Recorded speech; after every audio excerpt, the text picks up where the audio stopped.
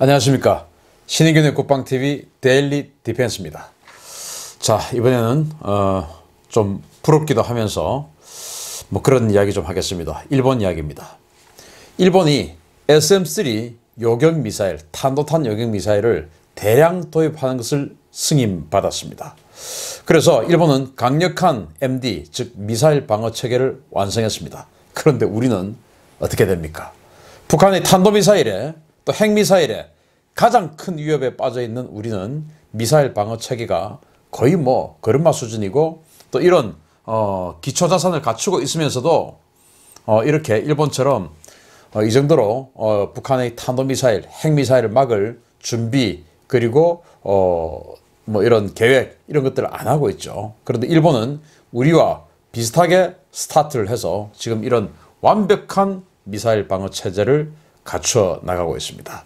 우리는 미국과의 미사일 방어, 즉 MD는 하면 안 된다 라는 그런 이상한 논리에 사로잡혀서 우리는 전진을 못했고, 일본은 미국과의 완벽한 호흡 그리고 협업을 통해서 이제 탄도탄, 핵미사일 별로 걱정 안 해도 되는 그런 단계까지 갔습니다. 자, 소식 전하겠습니다. 미국이 일본에 탄도탄 요격 미사일, 즉 SM-3의 판매를 승인했습니다. 자, 여기 한번 보시면요.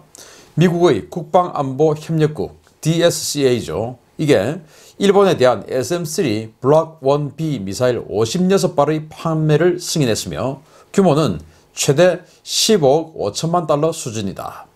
이번 거래는 지난해 11월 승인에 추가된 것으로, 지난해 11월 당시에는 미 정부는 SM-3 블록 1B 8발, 그리고 SM-3 블록 2A 13발 등의 일본 판매를 승인했다. 일본이 이번에 구입하는 미사일들은 해상자위대 이지스 구축함은 물론 아키다현과 야마구치현에 배치될 이지스 어쇼어에 탑재될 예정이다 라고 더 디플로매트지가 4월 10일 날 보도했습니다. 자, 여기 이제 보시면요. SM-3 블록 1B 미사일 56발을 15억 5천만 달러 수준에 이제 구매를 한다라고 했는데, 수리 부품 이런 것들도 포함이 좀 돼 있겠죠. 그런데 어쨌든 발당 한 300억 원 정도 이렇게 계산을 해서 구입을 한 것으로 보입니다. 작년에도 일본은 SM-3 블록 1B 8발을 샀고, 그리고 사정거리가 무려 2,500km, 사정고도는 1,500km에 이르는 블록 2A도 작년에 13발을 11월 달에 판매를 승인받았습니다. 그리고 이제 이 블록 1B는 사정거리가 900km, 그리고 사정고도 하늘 위로는 500에서 600km 정도까지 올라가는 그런 미사일로서 일본은 이것을 지금 대량으로 구매를 하는 것이죠. 작년에 8발, 지금 또 이번에 56발이니까 이것만 해도 64발의 SM-3 블록 1B, 즉 사정거리 900km짜리, 사정고도 500~600km짜리 이 미사일을 구매하는 것입니다. 참 이런 것들을 보면 일본이 우리와 사실 지금은 우리 대한민국과 일본의 국방 예산이 크게 차이 나지 않아요. 우리도 50조 원, 일본도 한 55조 원 정도, 이 정도 되니까 큰 차이는 나지 않아요. 그런데 일본은 바다로 둘러싸여 있기 때문에 육군력에 우리처럼 많은 예산을 투자하지 않아도 되는 그런 상대적 이점이 있습니다. 그러다 보니까 이런 미사일 방어 시스템이라든지 이런 효율적인 예산 투자를 하는 것도 같고요. 또 더 중요한 것은 일본은 미국과의 동맹체계, 미국과의 합동작전체계에 대해서 거부감이 별로 없어요. 그런데 우리나라는 미국과 같이 한다 그러면 아주 이상하게 바라보죠. 미국에게는 빨리 독립해서 벗어나야 할 존재다 라고 지금 2000년대 초반에 이 미사일 방어 시스템, 즉 북한이 핵 개발을 하고 있는 그 시즌에 미사일 방어 시스템을 우리가 갖추어야 한다 라고 지금 이제 그 논제가 떠오를 당시에 진보 좌파들이 또 반미주의자들이 아예 MD는 미국의 MD에 편입되는 것은 안 됨, 이렇게 그냥 프레임을 짜버렸어요. 그래서 MD를 미국하고 같이 하자 이러면 아주 나쁜 사람인 양, 그리고 아주 자주성이 없는 양, 미국의 똥꼬를 빠는 놈인 양, 이런 식으로 그냥 매도되게끔 그냥 프레임을 딱 짜버렸습니다. 그래서 우리는 미국과 협업하자 소리를 국방부 장관부터 시작해서 그 누구도 감히 못하죠. 저 같은 사람만 합니다. 자, 일본이 이번에 구입하는 미사일들은 해상자위대 이지스 구축함, 일본이 공고급 이지스 구축함 4척에 더해서 지금 이제 우리 한국 이지스함인 세종대왕함과 똑같이 구입했던 그 아타고급 구축함 2척, 그리고 또 새로 이제 또 이지스 구축함 2척 더 하지 않습니까? 8척의 이지스 구축함 공이 전부 이 SM-3를 운용할 수 있고, 거기다가 육상 배치형 이지스 레이더와 이 SM-3를 탑재를 하는 것을 이지스 어쇼어라고 하는데, 혼슈 북쪽의 아키타현, 그리고 일본 남쪽의 큐슈에 있는 야마구치현, 여기다가 각각 배치를 해서 일본의 남부, 일본의 북부 이 지역에 이제 각각 이지스 어쇼어를 배치를 해서 완전히 일본 전역을 방어하게 되는 것이죠. 한번 보여드리겠습니다. 그 전에 SM-3 미사일은 뭐냐? 이것부터 간단하게 설명을 드릴게요. SM-3는 이지스 BMD, 즉 발라스틱 미사일 디펜스를 BMD라고 하거든요. 이지스 BMD에서 운용하기 위해 개발된 중간 종말 단계 상층 요격용 미사일입니다. 매우 긴 사정거리와 빠른 속도로 저궤도 위성 요격도 가능하며 현존 요격 자산 가운데 신뢰성이 가장 우수합니다. 사정거리가 워낙 길기 때문에 저궤도 위성 이런 것들도 격추가 가능하죠. 왜냐? 하늘 위로 500에서 600km까지 올라가는 게 SM-3 블락 1B고요. 그리고 하늘 위로 1500km까지 올라가니까 이거는 정말 위성 정도는 넉넉하게 요격할 수 있는 그런 사정거리는 됩니다. 그리고 요격 신뢰성이 가장 우수하다라고 되어 있는데, 록히드 마틴의 카탈로그 상의 데이터를 보면 이지스 이 SM-3를 하나의 타겟에, 하나의 탄도탄에 2발을 쏘지 않습니까? 그러면은 승수 효과에 의해서 97, 8%의 요격 성공률을 보인다라고 이렇게 나와 있습니다. 대단히 우수한 성능이죠. 우리나라도 이지스함 지금 3척 가지고 있고, 또 앞으로 추가의 이지스함 또 3척을 더 할 예정에 있습니다. 그 이지스함들을 다 이렇게 SM-3를 탑재해서 탄도탄을 요격할 수 있게끔 한다면 얼마나 좋을까요? 북한의 탄도탄은 물론 중국의 탄도탄까지, 나아가 중국의 어떤 그 비행체까지 전부 제압할 수 있는 그런 엄청난 능력을 가질 텐데 참 아쉽습니다. 미국하고 같이 한다 그러면 그냥 나쁜 놈이 돼버리는 이상한 사회니까 희한하죠. 이 SM-3는 가장 효과적인 요격 미사일입니다. 자, 여기 보시면요, 잘 알고 있는 팩3 미사일, 그리고 SM-6 미사일, 이런 것들이 종말 단계, 즉 미사일이 내려 꽂히는 이 마지막 단계를 종말 단계라고 하거든요. 이 종말 단계 하층부에서, 즉 사정고도 15에서 한 25km 이 사이에서 패트리어트 3, 팩3와 SM-6가 요격 작업을 합니다. 그리고 그 위에 사정고도 한 150km까지는 여기 노란색으로 표시되어 있는 사드가 요격 작업에 나서게 됩니다. 그리고 그 위, 이제 외기권이죠. 이 외기권에서는 종말 단계가 아니고 중간 비행 단계입니다. 종말 단계는 탄도미사일이 내려 꽂힐 때 나선을 그리면서 막 그렇게 내려 꽂히면서 속도가 어마어마하게 빨라요. 이 어마어마하게 빨리 내려 꽂히는 것을 밑에서 똑바로 올라가서 그대로 박치기를 해서 부숴버려야 되니까 얼마나 정교하게 올라가야 되겠습니까? 그런데 중간 비행 단계에서는 이렇게 떨지 않아요. 더 빠르게. 왜? 저기에는 이제 우주 외기권에는 마찰이 별로 없으니까 아주 똑바로 날아가고 있습니다. 이때 그냥 싹 따라가서 요격을 해버리는 것이죠. 이때 이렇게 요격하는 것이 아니고 따라가서 이렇게 요격해버립니다. 그러니까 혹자가 주장하는 것처럼 어마어마하게 빠른 속도로 날아오는 것을 이렇게 하면은 중간에서 하는 게, 터치하는 것이 쉬운 일이냐라고 하는데, SM-3는 날아가는 것을 따라가서 거의 속도를 제로 상태로 서로 만들어 난 후에 옆에서 쳐버리는 겁니다. 이렇게 해서 요격을 하니까, 중간 단계에서 요격하니까 대단히 요격 성공률이 높은 것이죠. 또 미사일이 발사되는 부스팅 단계, 여기서도 그냥 가서 또 쳐버립니다.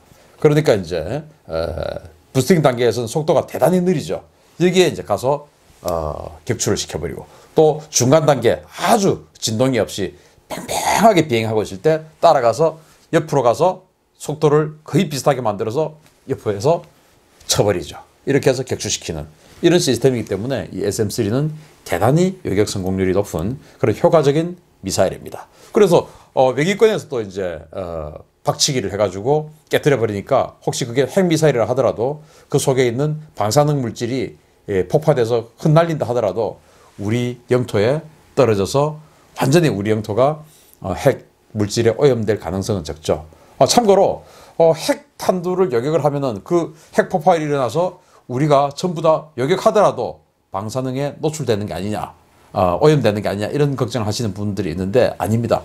이게 기폭을 해서 핵 분열이 확 일어났을 때, 핵 융합이 확 일어났을 때 이때 이제 다량의 방사선 이것들이 분출되면서 우리가 피폭이 되는데 그냥 이 핵물질 덩어리예요. 그래서 그냥 우주에서 비산돼 버립니다. 격추가 돼 버리면. 그래서 공기 중에 있는 자연상에 있는 방사능 물질보다 대단히 많은 그런 상태가 아니기 때문에 요격을 해도 안전합니다.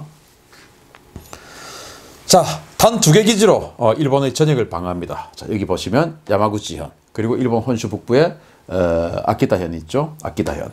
이렇게 해서 SM3 블락 1B 사정거리 900km짜리 지금 뭐 56발을 사니까 작년 11월 달에 8발 샀고 지금 56발을 사니까 이것만 해도 이렇게 일본 전역을 방어할 수 있습니다. 물론 이것뿐만 아니고 이지스 구축함 8척이 또 있으니까 거기에다가 또 실어 놓으면은 뭐 동해에 띄워 놓으면 이만큼 또 여기 뭐 남중국해 동중국해에 띄워 놓으면 또 이만큼 어마어마하게 이 요격 범위가 넓어지는 것이죠.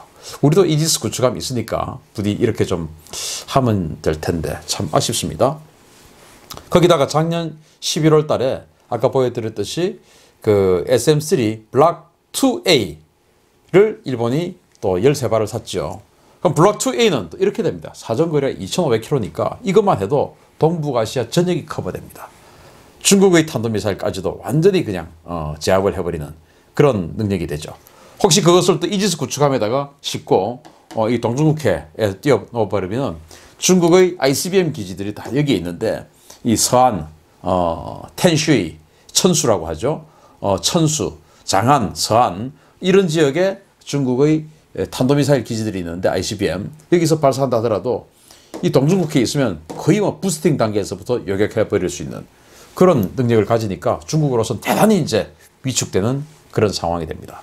일본이 참 이런 거 하는 거 보면 우리보다 뭐 크게 많지 않은 예산인 55조 원의 국방 예산을 쓰면서 이런 것들을 갖춰 나간 것을 보면 정말 이 결정권자들이 마인드를 어떻게 가지느냐 이것이 대단히 중요하고 또 미국과의 관계를 어떻게 설정하느냐 이거 대단히 중요하죠. 우리나라는 지금 장병 교육 자료에 한미동맹도 삭제했을 정도로 지금 미국이라고 그러면은 뭐 말도 못하는 그런 이상한 나라가 되어버렸습니다. 미국으로 인해서 한미동맹으로 인해서 이렇게 잘 살게 됐는데 그걸 지금 김정은이 눈치 보느라고 장병 정신교육 교재에 한미동맹 챕터를 삭제를 한 이런 이상한 나라. 그리고 세계에서 미사일 방어 시스템이 가장 발달한 나라가 미국인데 그 미국과 동맹이기 때문에 같이 협업해서 공동의 적인 북한, 중국, 러시아의 탄도미사일을 요격하는 작업을 같이 하자라는 것이 마치 죄악인 것처럼 지금 매도가 되어 있고 프레임이 짜져 있는 이 사회 정말 참 희한하죠. 자, 우리도 이지스함 이렇게 있습니다. 그런데 빈 껍데기 플랫폼만 있으면 뭐합니까? 그냥 우린 탐지할 수 있어요. 이지스 구축함들을 이지스 레이더가 여기 있기 때문에 탐지할 수 있어요. 그런데 우리는 요격을 하지 못합니다. 그래서 지금 가지고 있는 이 이지스 구축함 3척에 SM3를 운영할 수 있는 업그레이드 작업 반드시 해주어야 되고 그리고 SM3를 심어줘야 됩니다. 왜? 우리는 북한의 핵미사일에 노출되어 있지 않습니까? 전시작전 통제권 전환한다면서요. 전작권 전환하려면 조건이 뭡니까? 바로 북한의 핵미사일을 비핵화시키든지 아니면 북한의 전력을 우리 스스로 해결할 수 있는 능력이 있어야 됩니다. 즉 북한의 핵미사일 요격시켜버릴 수 있는 능력이 있어야 돼요. 그럼 여기다가 SM3 운영할 수 있게 만들어주고 SM3 갖다 줘야죠. 그런데 그렇게 하기에는 싫죠. 왜 싫을까요? 정말 이해가 안 됩니다.